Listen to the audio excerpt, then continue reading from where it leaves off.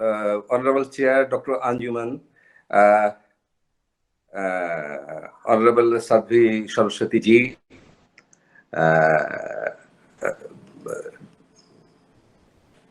Dr. Dipankar Roy ji, actually whose inspiration inspired me to be join here.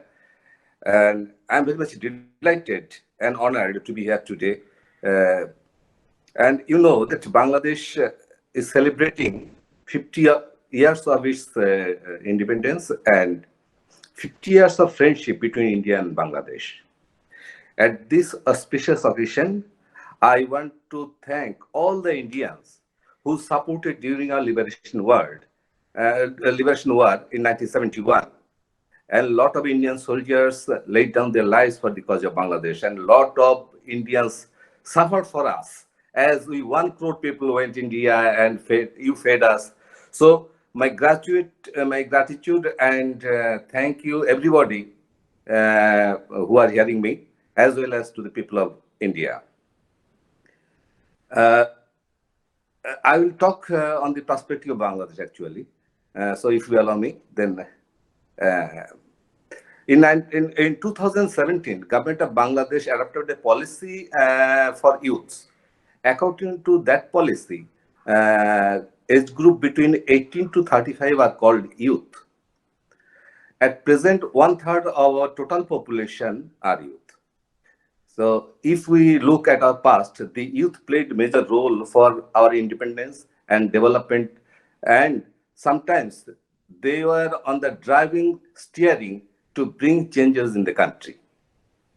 During any critical time of our democracy, the youth force came forward as lighthouse. Even time to time, they played vital role in structuring our national policy. Now it became very essential of innovative power and stamina of youths when the world has taken challenges to implementing SDG by 2030. I believe that, uh, sorry, I mm,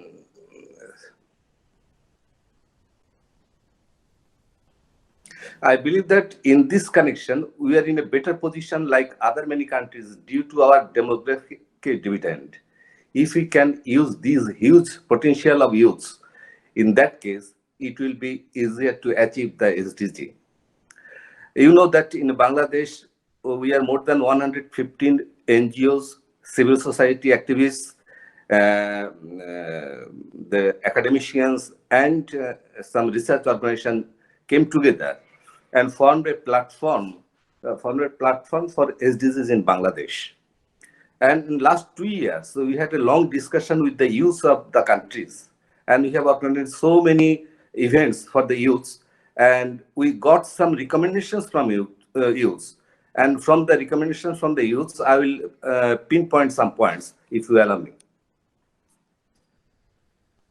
The youths told that to implement the goal of SDG, it needs to include youths and ensure participation through highest transparency and accountability. They also mentioned that quality education should be given priority, ensured uh, priority it should be ensured in government policy and budget. Government should give emphasis and create enabling environment for the innovativeness of youths. Government must support for female education, employment opportunity, and entrepreneurship development. We will have to ensure to eliminate all forms of violence against women. It needs to form youth parliament and youth council nationally. We'll have to take initiative against drug addiction. We'll have to give the space for their freedom of expression. In Bangladesh, Mukto Buddhi Chorcha. And the youths will have to give space in all sorts of democratic process. And we will have to encourage the youths to act against terrorism and fundamentalism.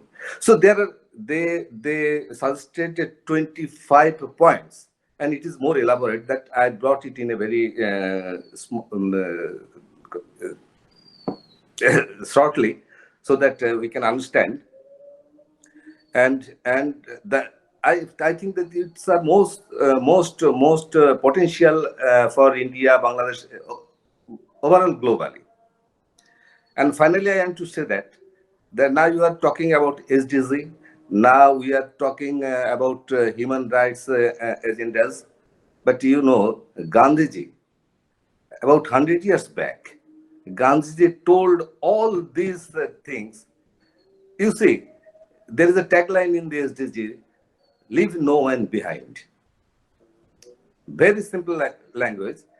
Gandhiji told it 100 years back that everyone should be included in our every sphere of life, in policy making, in politics, in democracy process, everywhere. So Gandhiji was much more ahead than us, but unfortunately we didn't follow him, and that is a curse for us. And hopefully the youth will show us the path in future, because they are the future of this world, and hopefully we'll get a better world for our next generation. And thank you all inviting me here today. Thank you. Namaste.